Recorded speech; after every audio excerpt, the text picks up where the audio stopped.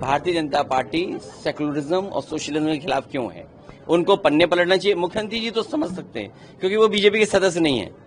देखिए, मुख्यमंत्री जी अगर सोशलिज्म के खिलाफ हैं और सेकुलरिज्म के खिलाफ हैं तो हम एक बार को इसलिए मान सकते हैं क्योंकि बीजेपी के वो सदस्य नहीं रहे। पार्टी के इस स्थापना के समय पर भारतीय जनता पार्टी के वो सदस्य नहीं थे और ना वो रहना चाहते हैं। वो तो मजबूरी में है क्योंकि उन्हें चुनाव लड़ना है, मुख्यमंत्री बनना है। भाई आपको सिंबल अगर चाहिए कमल का तो आपको सदस्य होना पड़ेगा। तो मुख्यमंत्री जी भारतीय जनता पार्टी के इसलिए सदस्य हैं क्योंकि उन्हें चुनाव कमल पर लड़ना है, वरना वो भारतीय जनता पार्टी के सदस्य नहीं है। इसलिए मुख्यमंत्री जी की बात तो मैं समझ सकता हूं कि उन्हें सेकुलरिज्म सोशलिज्म पढ़ाने, क्योंकि स्थापना के समय पर उन्हें कोई इंटरेस्ट बीजेपी से नहीं। भारतीय जनता पार्टी पीछे के दरवाजे से कुछ भी कर सकती है और पीछे ही पीछे किसी से भी हाथ मिला सकती है। जब 18,000 वोट 2019 में जो थे और 2022 में जिनको डिलीट कर दिया गया था, और उसको हम लोगों ने आरोप लगाया था कि भारतीय जनता पार्टी ने उन लोगों के नाम डिलीट कर दिए जिन्होंने 2019 में वोट डाले थे, 2022 में वोट नहीं डाल पाए।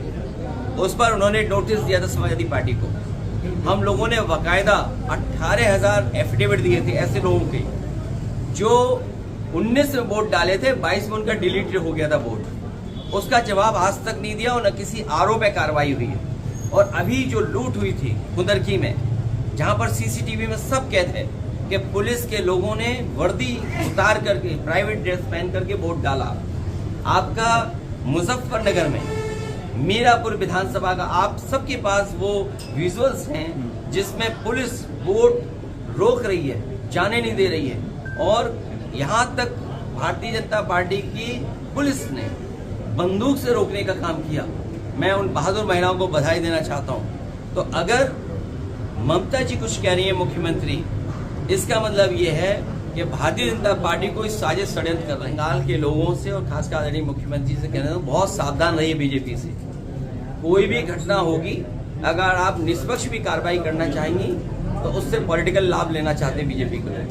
आए दिन यहाँ बलात्कार हो रहे हैं यूपी में। आप सोचिए, अयोध्या सबसे पवित्र धरती, वहां बलात्कार हो गया। लखनऊ में बलात्कार होते हैं, कहाँ नहीं होते। और महिलाओं की छेड़खानी में सबसे आगे उत्तर प्रदेश है।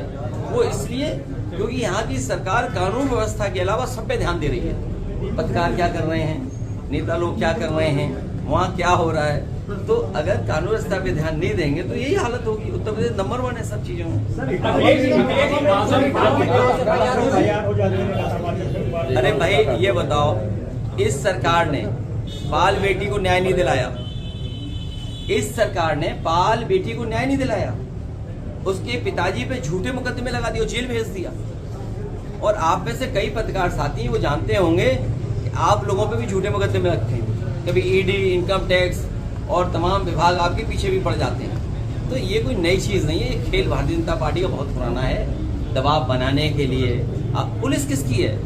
पुलिस कोई संविधान से थोड़ी चल रही है। पुलिस भारतीय जनता पार्टी का कमल लेके चल रही है। पुलिस संविधान से नहीं चल रही है। पुलिस भारतीय जनता पार्टी का कमल चुनाव चिन्ह लेके चल रही है। अब समझ लो क्या न्याय मिलेगा आपको।